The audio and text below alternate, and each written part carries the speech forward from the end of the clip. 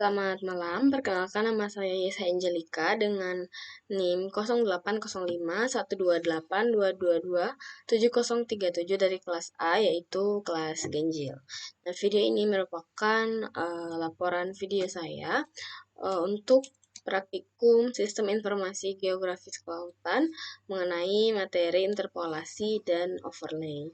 Nah, jadi interpolasi itu merupakan suatu proses untuk mengestimasi ataupun memperkirakan nilai dari suatu titik yang nilainya itu sebenarnya belum diketahui. Jadi, memperkirakan nilai itu dengan cara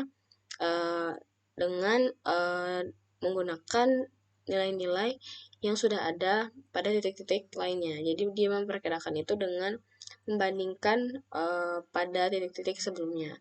Nah, untuk metode yang dapat digunakan itu ada berbagai macam. Ada seperti kriging, ada IDW atau inverse distance weighted, ada natural neighbor, terus ada spline, ada juga thin atau triangulated irregular network, ada juga trend. Nah, untuk yang digunakan pada video ini untuk pengolahan itu ada 5, yaitu IDW, kriging, natural neighbor, spline, sama yang trend. Nah, kemudian itu ada yang namanya overlay. Nah, overlay ini adalah proses untuk menggabungkan ataupun menumpang susunkan dua data grafis ataupun lebih. Nah, pada overlay ini sendiri ada syaratnya untuk dapat dilakukan, yaitu di mana data-data yang digunakan itu harus menggunakan sistem koordinat yang sama, entah itu dari data pengukuran lapangan atau lain sebagainya. Nah, untuk overlay ini sendiri juga ada beberapa metode yang bisa digunakan.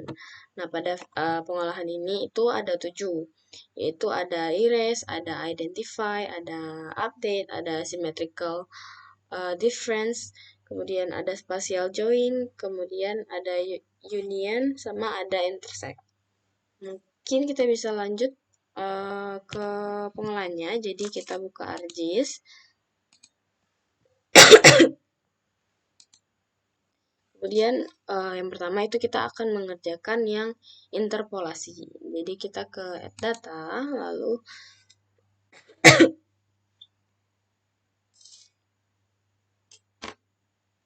nah, kemudian kita masukkan into SHP.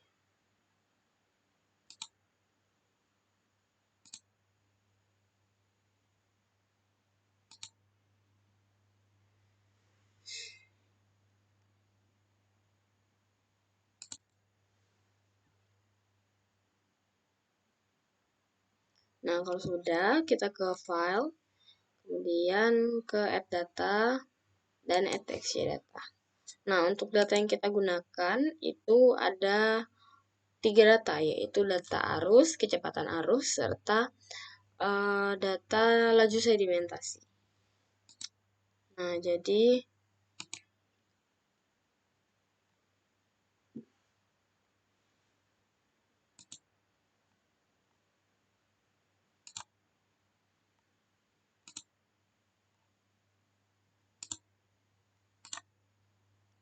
nah, ini ada 3 data. Nah, jadi kita akan menggunakan 3 data ini secara bergantian untuk kita masukkan di masing-masing metode di interpolasi dan overlay tadi. Jadi kita masukin satu-satu. Kita masukin dulu yang arus. Add. Kemudian edit. Kayaknya oke.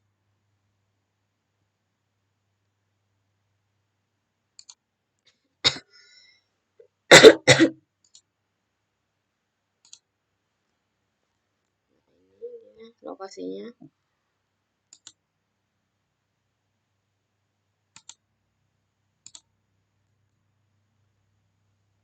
Kemudian kita ke file lagi, add data dan exit data. Kita masukin yang kecepatan arus.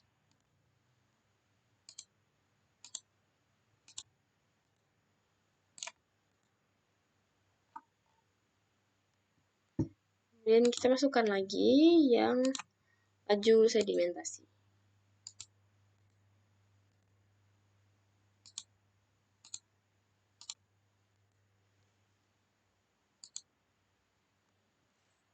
Nah, ini sudah masuk ke 3 data yang akan kita gunakan. Nah, kemudian kita ke menu yang namanya menu Add to Box, itu yang ini, dia di bawah Help, dia berwarna merah. Kita klik. Nah, kemudian di sini kan ada banyak menu. Jadi kita pilih yang Spatial Analysis Tools. Kemudian kita ke bawah, itu ada Interpolation. Semua yang akan kita lakukan yaitu interpolasi. Kita klik yang tanda tambah ini atau bisa klik 2 kali di sini. Nah, ini yang tadi saya bilang. Jadi di interpolation itu ada berbagai macam metode yang bisa digunakan. Nah, untuk di praktikum ini itu kita menggunakan 5, yaitu yang IDW, kriging, natural neighbors, spline, sama yang trend. Jadi yang pertama kita buka yang IDW.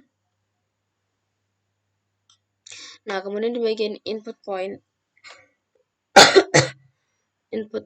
point features-nya ini kita masukkan data yang akan kita pakai. Nah, kalau karena datanya itu nanti akan dipakai bergantian ataupun selang-seling, jadi yang pertama itu saya mau pakai yang laju sedimentasi.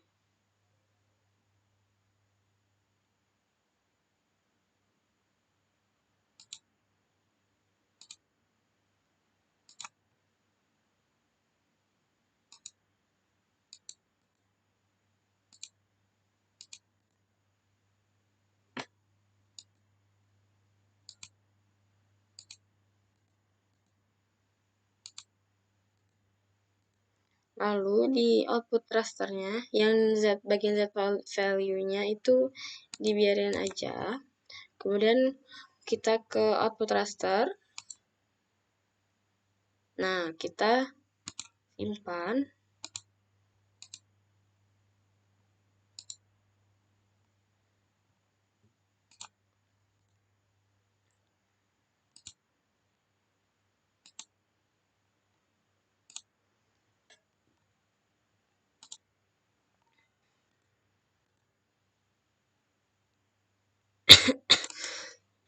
Kita buat geodatabase baru.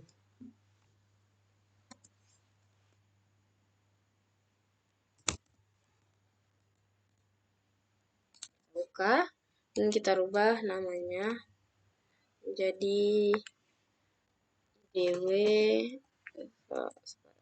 sediment. Kemudian save, dan oke. Kita tunggu sampai prosesnya selesai.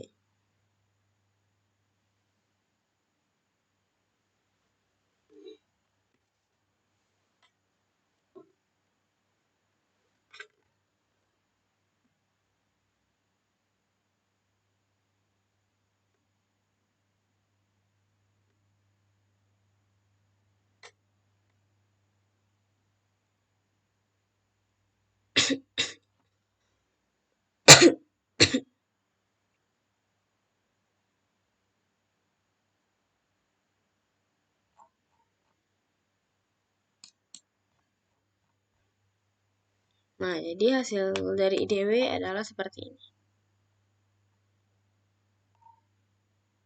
Kemudian kita lanjut ke rigging. Kita klik 2 kali. Nah, karena tadi kita sudah pakai yang sedimen, sekarang kita ganti data yang digunakan. Saya mau menggunakan yang arus. Jadi di bagian input point itu kita masukkan yang arus. Bukti Z-nya itu kita pilih kecepatan. Kemudian outputnya kita simpan dengan nama rigging.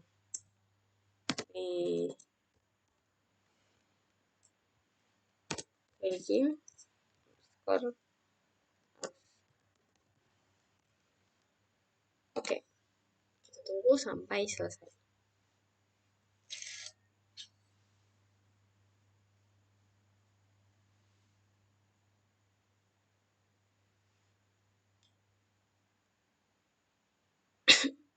Nah, ini sudah selesai muncul.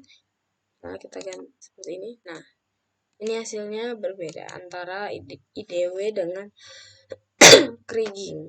Nah, kalau misalnya data yang digunakan itu sama, ukuran hasil interpolasinya itu yang bisa terlihat pada gambar ini, yang bagian kotak-kotak ini, itu dia akan sama ukuran besar kotakannya.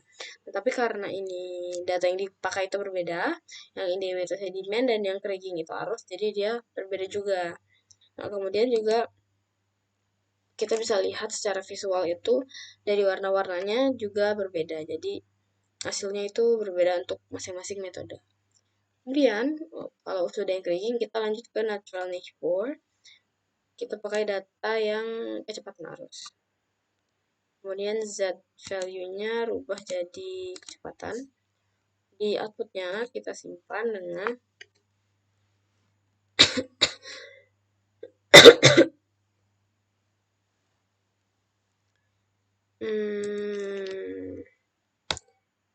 natural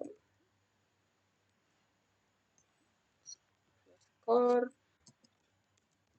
kecepatan arus.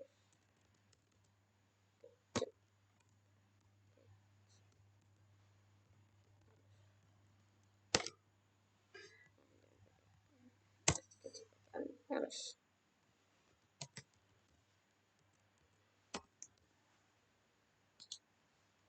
Kemudian kita oke.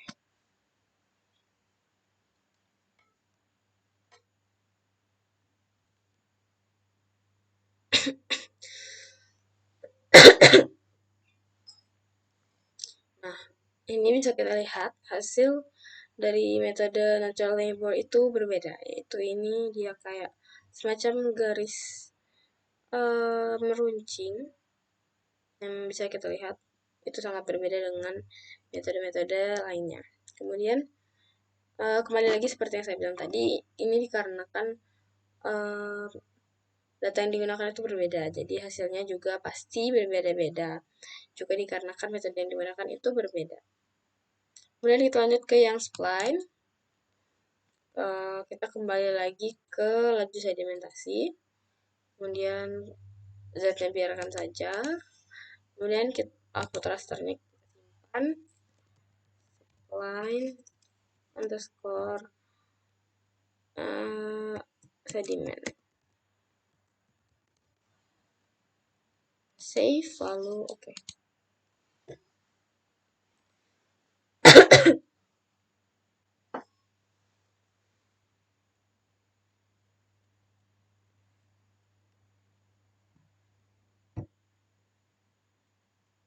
Nah, ini untuk yang spline juga hasilnya berbeda. Dia secara visual kita bisa lihat masing-masing metode itu hasilnya berbeda-beda. Ini yang spline. Kemudian kalau sudah, kita ke trend yang terakhir. Ke input point features itu saya mau pakai yang kecepatan arus. Lalu di Z field-nya kita rubah jadi kecepatan. Kemudian outputnya kita simpan dengan nama trend underscore kecepatan.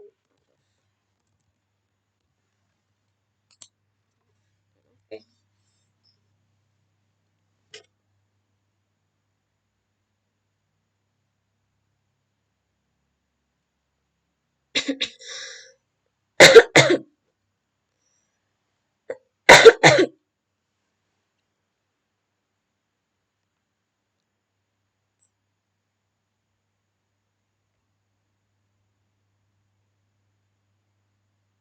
Nah, ini sudah muncul hasilnya. Jadi untuk metode-metode ini yang digunakan, hasilnya itu sangat berbeda, terutama secara visual. Nah, kemudian itu saja untuk pengolahan di interpolasi. Nah, di mana masing-masing metode itu mempunyai fungsinya masing-masing. Kemudian kita akan langsung lanjut ke pengolahan overlay. Jadi mungkin saya bisa checklist dulu. Nah, untuk pengolahan overlay itu kita buat terlebih dahulu new shapefile. Jadi kita ke menu katalog yang ini yang di bawah Windows. Kemudian kita cari folder tempat kita akan menyimpannya.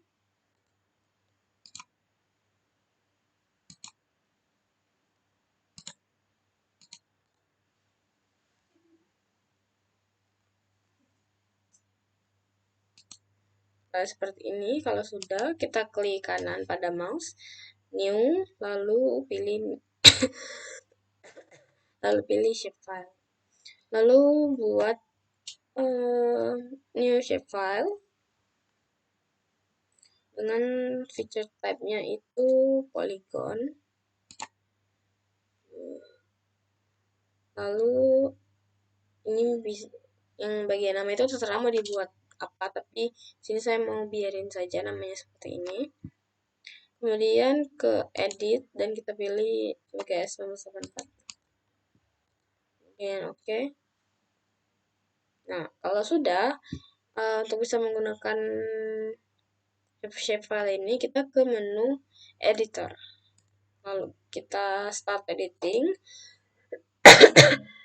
Lalu pilih yang new shapefile.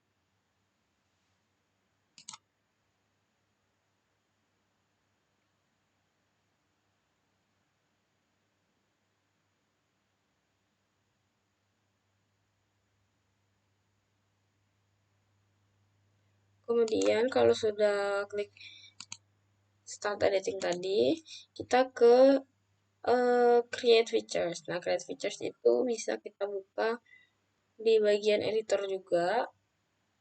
Kita klik, lalu ke editing windows, lalu pilih create features.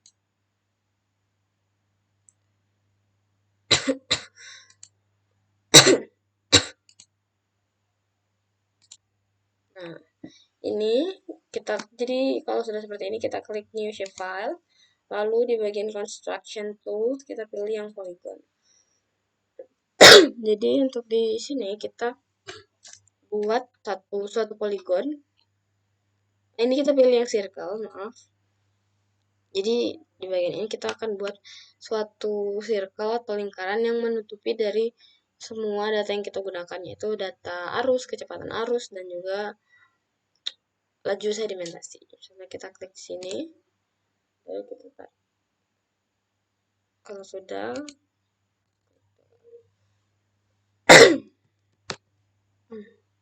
maaf sebelumnya kita ulang terlebih dahulu. Kita editor, start editing, shapefile, oke.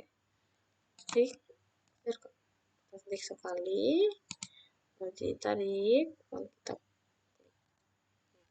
Kalau sudah seperti ini, bisa kita simpan editor, lalu save edits, kemudian stop editing.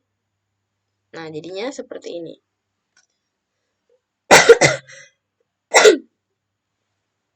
Kemudian seperti yang saya katakan sebelumnya, untuk di overlay itu ada 7 menu yang akan kita gunakan. Nah, untuk mendapatkan menu tersebut bisa dibuka juga sama seperti interpolasi tadi, kita buka di artbox box yang berwarna merah ini. Kemudian kita cari 3D Analysis Tools ini. Kemudian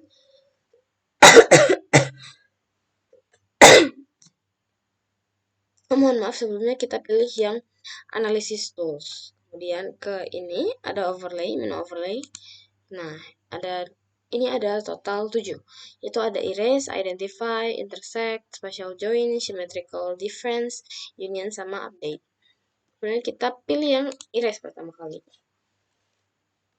Nah, sama seperti yang di interpolasi tadi, jadi kita akan memasukkan datanya itu selang-seling atau bergantian. Jadi kita bisa melihat nanti hasil perbedaannya. Nah, di bagian input features, itu kita akan masukkan shapefile sudah kita buat. Lalu di erase ini kita akan masukkan ikabu. Lalu di outputnya kita simpan, misalnya erase underscore Untuk bagian mohon maaf sebelumnya, untuk bagian Ires ini dia tidak memakai data seperti yang tadi sebelumnya, tapi dia memakai shapefile yang sudah kita buat, yang lingkaran tadi. Nah, jadi setelah seperti ini, outputnya kita simpan di dalam geodatabase. Misalnya kita simpan Ires. Lalu save dan oke.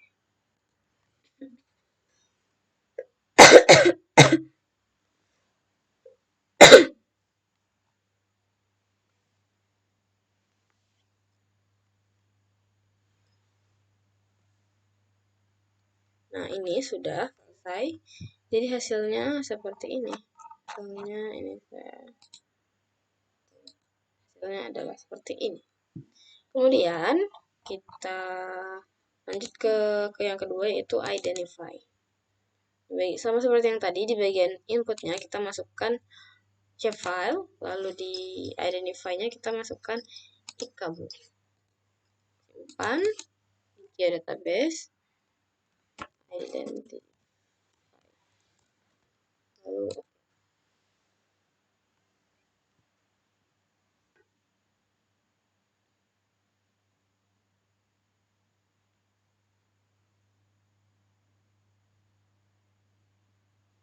nah, hasilnya seperti ini. Ini bisa dibandingkan. Nah, ini. Jadi kalau yang Ires itu dia mengisi bagian-bagian perairan, sedangkan yang di-identify dia termasuk ke daratan. Jadi di-identify itu dia keseluruhan dari yang masuk ke dalam lingkaran tersebut. Mungkin langsung saja kita lanjutkan ke menu-menu berikutnya.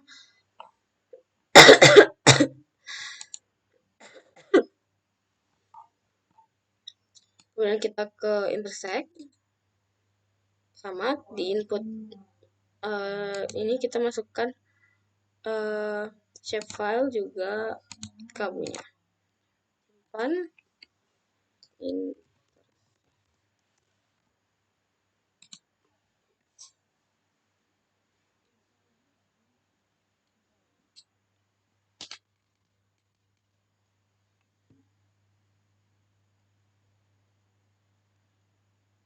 Kemudian kita langsung lanjut ke spatial join. Sama saja di target kita masukkan. Jadi di bagian atas itu kita masukkan shapefile dan di bagian bawahnya kita masukkan itkabu.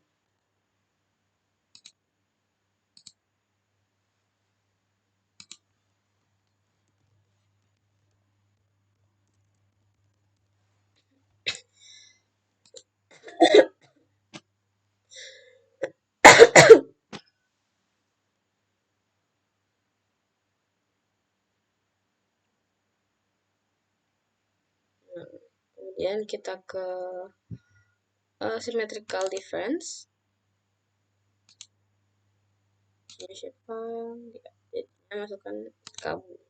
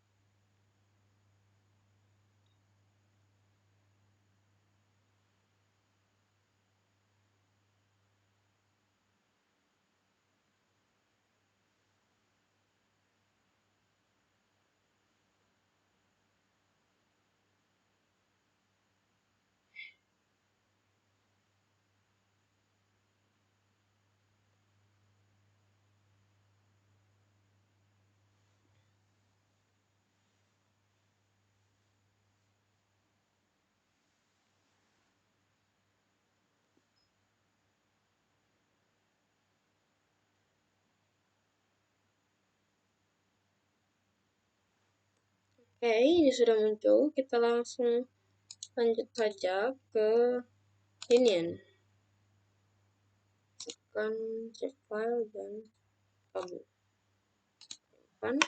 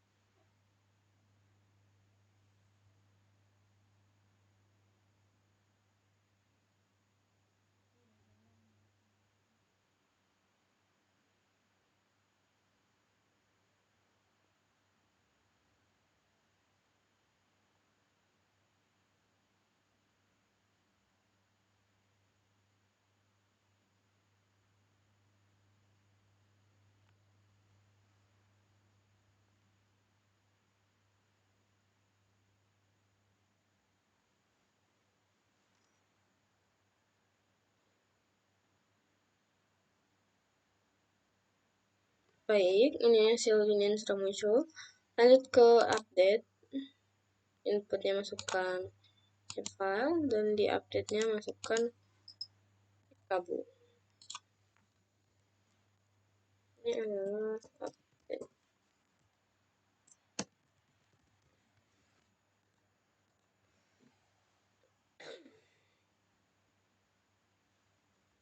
Ini ada gagal.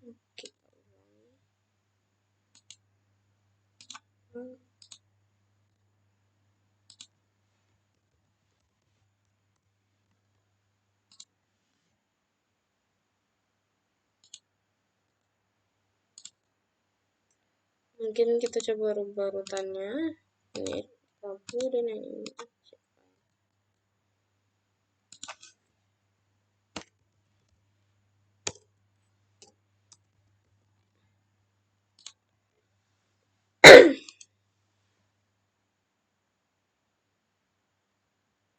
Ini sepertinya ada terjadi error. Jadi untuk yang bagian update itu sama saja. Di bagian inputnya itu kita masukkan shapefile dan di bagian bawahnya itu kita masukkan itkabu. Nah, untuk pengolahan overlay itu hanya sampai di sini. Jadi untuk pengolahan itu sudah selesai. Nah, selanjutnya saya akan memberikan kesimpulan mengenai praktikum yang dilakukan ini juga mengenai materinya. Nah, jadi teman yang dapat saya ambil itu pada pada materi ataupun proses interpolasi itu ada berbagai macam jenis metode yang bisa digunakan, di mana masing-masing metode itu pasti memiliki kekurangan ataupun kelebihan masing-masing yang dapat kita sesuaikan dengan kebutuhan kita saat pemilihan metode yang akan dipakai. Misalnya itu seperti uh, metode kriging itu dia menghasilkan estimasi nilai pada titik-titik tersebut secara statistik. Nah, kemudian ada juga metode IDW tadi, dia menghasilkan estimasi nilai dengan cara memberikan bobot yang lebih besar atau nilai yang lebih besar dibandingkan nilai-nilai di sekitarnya. Kemudian ada juga tadi metode natural neighbor yang sesuai namanya itu dia mengestimasi nilai dengan cara dipengaruhi oleh tetangga ataupun layer atau lapisan yang terdekat dari layer yang merupakan yang akan dicari. Nah, jadi kemudian ada juga metode spline tadi. Nah, kalau spline ini dia mengestimasi nilai dengan memakai sebuah kurva. Selanjutnya itu yang terakhir adalah yang metode trend. Metode trend ini sesuai juga dengan namanya, dia memperkirakan nilai itu dengan membandingkan dengan nilai yang akan dicari itu dengan nilai-nilai pada tren yang ada gitu.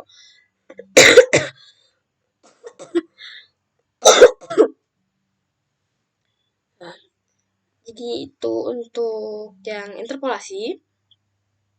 Lanjut ke kesimpulan pada metode overlay. Nah, overlay tadi itu ada 7 metode yang digunakan. Yang ini ada bisa terlihat. Nah, di mana masing-masing metode ini juga pastinya memiliki fungsinya masing-masing sama seperti yang interpolasi tadi. Nah, kalau metode erase itu sesuai namanya, dia akan menghapus daerah di sekitar lingkaran tadi yang kita buat. Ini erase. Nah, jadi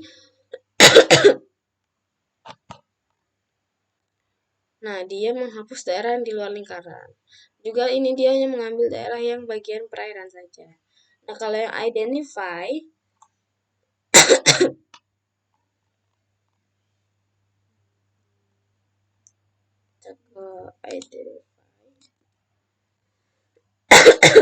nah, kalau identify, dia itu menggabungkan keseluruhan yang ada pada lingkaran tersebut, baik yang perairan maupun yang daratan. Kemudian ada yang intersect. Yang intersect ini dia dari dalam lingkaran tadi, tapi hanya bagian daratannya saja. Jadi yang bagian perairan dia tidak diikutkan. Kemudian lanjut ke menu spatial join. Kalau spatial join ini dia menggabungkan keseluruhan dari 2 lapisan. Makanya dia hanya berbentuk lingkaran seperti ini. Jadi karena dia menggabungkan dari 2 lapisan. Yaitu dari lapisan yang SHP tadi sama yang shapefile.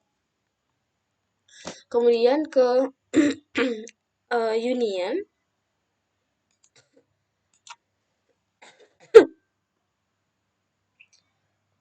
Karena kalau union ini dia hasilnya itu bergabung ke SHP. Jadi bisa kita lihat ini SHP-nya sudah saya unchecklist. Nah, jadi dia tidak ada perbedaan. Jadi dia menggabungkan layernya itu ke si SHP.